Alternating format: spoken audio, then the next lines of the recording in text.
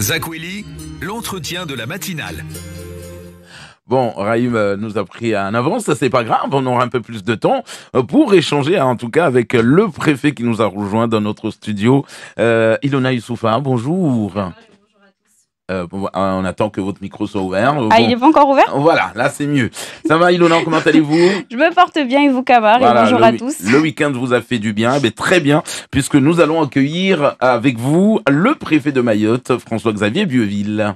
Bonjour Monsieur le Préfet, merci d'avoir accepté notre invitation. Alors l'actualité, on va commencer par ça, ces violences à Amourogne, en Badao. Et pas que, il y a aussi ces caillassages, agressions aussi du côté de Koungou. Et vous avez sûrement vu cette vidéo de passagers complètement traumatisés, et notamment à la suite de cette vidéo, le collectif des citoyens 2018 a décidé de fermer le bureau des étrangers à côté de ce lundi. Comment vous comptez gérer la situation ? Écoutez, d'abord, je voudrais saluer l'ensemble des Mahoraises et des Mahorais qui nous écoutent et qui nous rejoignent ce matin. Le préfet de Mayotte est intranquille, en permanence. Vous voyez, quand j'ai des concitoyens qui me disent avec cette petite musique, monsieur le préfet, on dort mieux, moi je ne dors pas. En tout cas, pas de mes deux oreilles. Je ne peux pas accepter qu'on ait des situations comme celle-là, qui sont des situations d'insécurité insupportables pour mes concitoyens. La première fonction d'un préfet, c'est de protéger. Et donc, ma fonction de protection, c'est effectivement de mettre tous les moyens qui sont en œuvre, possibles, pour faire en sorte de protéger mes concitoyens. Vous avez cité plusieurs villages de Bandrélé, à Mouro. On a aussi travaillé sur Tsararano, à Dembéni. 40 interpellations depuis quelques semaines. C'est-à-dire qu'on fait plus d'interpellations que nous avons fait dans les premiers mois de Place Nette. Donc, je ne veux pas m'endormir sur des lauriers d'une baisse de délinquance générale qui est plutôt bonne, moins 4%. C'est un chiffre, et il est bon parce que nous avons mis énormément de choses sur le tapis pour y parvenir. Mais je continue à être intranquille. Je ne peux pas accepter que nous ayons un couple sur une plage dans le sud qui se fasse agresser dans des conditions insupportables. Je ne peux pas accepter que, effectivement, à Koungou, nous ayons deux mamans dans une voiture qui se fassent agresser par des gens de cette façon-là. Je suis intranquille. C'est ma nature. Et donc, tant que je n'aurai pas ce sentiment d'avoir fait le travail de la sécurité au profit de mes compatriotes, je continuerai à casser les reins de cette délinquance. Je continuerai à mettre des moyens sur la table pour faire en sorte que nous puissions avancer. Je ne peux pas accepter que nous ayons ce sentiment d'insécurité qui perdure, alors que globalement, on a un nombre de faits qui baisse. Mais nous avons des faits spectaculaires qui sont relayés sur les réseaux sociaux, qui créent justement ce sentiment-là. Et donc, nous devons continuer à mettre sur la table les moyens qui sont les nôtres et mettre en œuvre un certain nombre de dispositifs qui permettent d'avancer. Je pense notamment, et nous l'avons fait cette semaine à Koungou, au GPO, au groupement participatif opérationnel. C'est quoi un GPO ? Un GPO, ça rassemble l'ensemble du tissu associatif, la commune considérée, l'ensemble des acteurs du quartier prioritaire de la ville sur lequel nous travaillons, pour recueillir du renseignement sur les délinquants. Parce que ces délinquants, ils sont connus de tout le monde. On sait qui est-ce. Sauf qu'il y a une espèce d'omerta qui consiste à dire on a peur et donc on ne va pas dénoncer. Donc moi, je mets en place des dispositifs qui protégeront ceux qui nous parlent, parce qu'il faut protéger ceux qui nous parlent, pour aller chercher ces gens-là.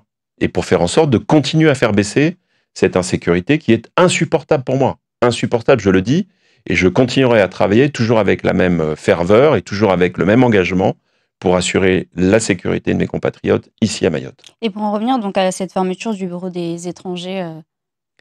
Mais très honnêtement, je ne comprends pas le sens de cette fermeture. On dialogue avec le collectif, on les a encore vus cette semaine. Je ne comprends pas le sens de cette fermeture. Qu'est-ce que ça veut dire ? Qu'on fait le lien systématique entre délinquance et immigrés ? Qu'on fait le lien systématique entre la préfecture et cette situation ? Mais moi, j'ai besoin de travailler pour faire en sorte que les situations soient régulières, soit irrégulières. Si vous empêchez le service, je ne peux pas faire de QTF, je ne peux pas reconduire, je ne peux pas mettre en œuvre tous les dispositifs que le gouvernement me demande de mettre en œuvre, c'est-à-dire de reconduire les gens dans leur pays quand ils sont délinquants. Voilà. Je ne peux pas dégrader des titres pour des parents qui auraient des enfants qui auraient commis des troubles à l'ordre public. Donc c'est tout ça que le collectif va empêcher de faire. Il y a quelque chose qui n'est pas logique. Voilà, c'est empêcher la préfecture de travailler, alors que la préfecture travaille dans le bon sens, c'est-à-dire faire en sorte que ceux qui n'ont rien à faire sur le territoire national repartent, et on m'empêche de le faire. Il y a un problème de logique, et il faut que l'ensemble des Mahorais comprennent que cette logique-là, elle n'est pas bonne pour eux. Voilà, c'est tout. Donc je ne comprends pas le collectif dans son mode de fonctionnement et dans ce qu'il nous impose. On l'a vu, on a parlé d'agression, voilà, on a vu les décès à l'abattoir ou aussi à Longoni. Les mises en cause, pardon, expliquent qu'ils se sont défendus face à leurs agresseurs. Monsieur le préfet, ce n'est pas la première fois que cela arrive. Les Maoris ne se sentent pas voilà, en sécurité. Comment ils doivent réagir face à ces réactions? Écoutez, vous prenez un très bon exemple qui est l'exemple d'Embeni Eloni. Au début de l'été, au mois de juillet, nous avons eu un certain nombre de faits à Iloni d'Embeni. D'ailleurs, je voudrais saluer le travail du maire de Dembeni, qui a fait un travail remarquable de prévention, qui a fait intervenir tout un ensemble de médiateurs, etc. Je trouve que c'est le bon comportement qu'il faut avoir. Qu'est-ce que nous avons fait à Iloni d'Embeni? D'abord, nous avons été interpellés les fauteurs de troubles. Et dans les fauteurs de troubles, on a des personnes, notamment une pour elle, qui travaille à la mairie de Dembeni. Mais quelle est la logique? C'est parce qu'on travaille à la mairie de Dembeni qu'on peut se permettre d'aller être un instigateur, un organisateur des troubles. Donc moi, je dis qu'il suffit maintenant que nous ayons un certain nombre de personnes qui soient les pompiers pyromanes, qui mettent le feu et qui ensuite viennent nous donner des leçons sur ce que nous avons à faire ou pas faire. Donc il est temps que nous continuions à travailler de cette façon-là, notamment avec le maire de Dembeni. Je l'ai dit et je le félicite. C'est un très bon exemple. Nous avons interpellé un certain nombre de personnes qui étaient des fauteurs de troubles et comme par hasard des fauteurs de troubles dont j'estime qu'il y a une forme de suspicion sur leur action. Donc je vais continuer, nous continuerons à chaque fois ça sera nécessaire dans les territoires et dans les communes qui se comportent de cette façon-là. Et j'aimerais aussi en revenir, là je parlais surtout donc de Longoni et cet agresseur, enfin ce monsieur qui s'est défendu face à son agresseur, on doit réagir comment aujourd'hui quand on se retrouve agressé? Mais écoutez, il y a la loi pour lui. Si la personne est en situation de légitime défense, on a le droit de se défendre quand on est en légitime défense. Alors il faut connaître les conditions de cette légitime défense, mais quand votre vie est en danger et que vous n'avez aucune autre solution que de vous défendre face à votre vie en danger, vous avez une légitime défense. La légitime défense, elle est définie par la loi, elle est strictement encadrée par la loi. Dès lors que cette condition est remplie, la personne a le droit de se défendre. C'est une légitime défense. Voilà, je n'ai rien à dire d'autre. Et si jamais le juge devait se prononcer, c'est au juge de dire si la défense aura été légitime ou pas légitime. C'est pas au préfet de le dire. En tout cas, le préfet, il est là pour rappeler la loi, c'est-à-dire que la loi prévoit la légitime défense. L'insécurité se manifeste aussi à la prison. Le 28 septembre dernier, il y a eu cette mutinerie et prise d'otage à la prison de Magicavo. Depuis, même le directeur donc, de cette prison, Nicolas Joniaux, a démissionné pour attirer l'attention sur les conditions difficiles qu'il y a au sein de cet établissement surpeuplé. Est-ce que d'abord sa démission elle a été acceptée ou pas? Alors, d'abord, je vais vous répondre à autre chose. Parce que n'a-t-on entendu sur cet événement? Ça n'est ni une prise d'otage, ni une rébellion, ni des évasions spectaculaires comme certaines presses ont voulu le faire croire. Nous avons eu un événement qui a concerné une partie de l'établissement, qui a duré 3 heures, et sur lequel les forces de l'ordre sont intervenues à la demande du chef d'établissement pour établir l'ordre. Ce qui a été fait. Au passage, je voudrais saluer le sang-froid, le professionnalisme et la capacité des surveillants de prison à réagir face à cet événement. Il n'y a pas eu une prise d'otage. Les surveillants se sont protégés eux-mêmes en se mettant dans une pièce et en fermant la porte pour éviter d'être agressés. Ça n'appelle pas une prise d'otage. Remettons des mots là où les mots doivent être mis. De leur côté, les syndicats des agents pénitentiaires maintiennent, pour eux, c'était une prise d'otage. J'entends bien, mais je pense qu'il faut dire les choses telles qu'elles se sont passées. Vous savez, mal nommer les choses, c'est toujours ajouter au malheur du monde. Donc il faut dire les choses telles qu'elles se sont passées. En tout cas, moi, je salue les gardiens de prison, qui ont été encore une fois des grands professionnels, qui ont gardé leur sang-froid et qui ont fait ce qu'il fallait. Et ça a été bien fait, et ça a duré 3 heures. Deuxième élément. On a fait une fouille de l'établissement samedi dernier, on a récupéré des armes, on a récupéré des téléphones, on a fait un nettoyage des cellules. Vous vous rendez compte qu'on récupère des armes à l'intérieur de l'établissement? Écoutez, c'est normal qu'on fasse notre travail. Et encore une fois, je salue l'action des agents de la pénitentiaire qui ont été remarquables dans cette affaire. S'agissant de la démission du directeur de l'établissement, je n'ai aucun commentaire. C'est manifestement une décision personnelle, puisque l'intéressé démissionne non seulement en tant que directeur de la prison, mais aussi de la fonction publique. Qu'est-ce que vous voulez que le préfet de Mayotte fasse comme commentaire? Je n'en ai aucun et je le déplore. Il y a eu des transferts déjà en France métropolitaine, aussi à La Réunion, mais pour les syndicats, ça ne résout pas forcément le problème de cette surpopulation carcérale. Ils attendent plutôt la construction de cette deuxième prison. Mais c'est évidemment le projet qui est sur la table. Cette prison de Magicavo, elle est surpeuplée. On essaye de la gérer le mieux du monde, avec un certain nombre de rythmes dans la prison qui permettent de faire en sorte que cette population soit la moins turbulente possible. Évidemment que c'est compliqué. Mais le sujet de la deuxième prison est évidemment posé. C'est pas au préfet de Mayotte d'en décider, c'est une décision politique, ça coûte de l'argent, il appartiendra évidemment au gouvernement de le décider, mais le terrain, on est en passe de l'identifier, voilà, maintenant il faudra débloquer les budgets pour faire en sorte d'avoir effectivement les moyens de le faire. Mais la question est posée, évidemment. C'est un des sujets qui permettra de résoudre en partie cette population carcérale. Autre transfert, cette fois-ci au chapitre immigration, celui des migrants donc congolais vers leur pays d'origine. Oui. Combien il y a eu de vols depuis et combien au total ont été expulsés à ce jour? Alors, d'abord, vous dire une chose, c'est que ce ne sont pas des charters, hein, comme j'ai pu entendre le dire. D'abord, on est dans un cadre juridique. Nous avons un accord de coopération avec un cadre juridique qui a été signé par un de mes antéprédécesseurs avec le pays d'origine, la RDC, avec la Direction générale des étrangers en France, qui organise les choses, premièrement. Deuxièmement, je voudrais dire que tout ça est fait avec notre part d'humanité. Nous reconduisons des gens qui ont été déboutés du droit d'asile, qui sont donc en situation irrégulière sur le territoire national, avec leur consentement. Donc, j'insiste encore sur tout cela. On n'est pas, comme certains ont pu le dire, en train de faire une opération sauvage en dehors de toutes les procédures, etc. Non, c'est une procédure qui est organisée, avec un cadre juridique défini, et avec le consentement des intéressés. Donc, on a fait, depuis le début de cette opération, 6 vols de mémoire. On a dû reconduire une centaine de personnes. Tout ça dans des conditions qui sont tout à fait organisées et légales. On a même, dans certaines situations, un accompagnement en retour pour faire en sorte que les gens puissent se stabiliser dans leur pays d'origine. Et surtout, c'est ça qui est le plus important, on a une parfaite coopération avec les services, nos homologues du Congo, puisque nous recevons à chaque occasion de ces opérations des policiers de l'air et de la frontière congolais qui viennent nous aider à organiser ce retour au Congo. Donc tout ça se fait dans de bonnes conditions. Et le Congo, le Congo, c'est un pays en guerre, notamment à l'Est et tout. Donc, oui, mais ils ne sont pas reconduits dans la zone de guerre. Ils sont reconduits à un endroit, ils sont ensuite acheminés vers leur pays, vers leur région d'origine, mais ils ne sont pas reconduits dans la zone de guerre, évidemment.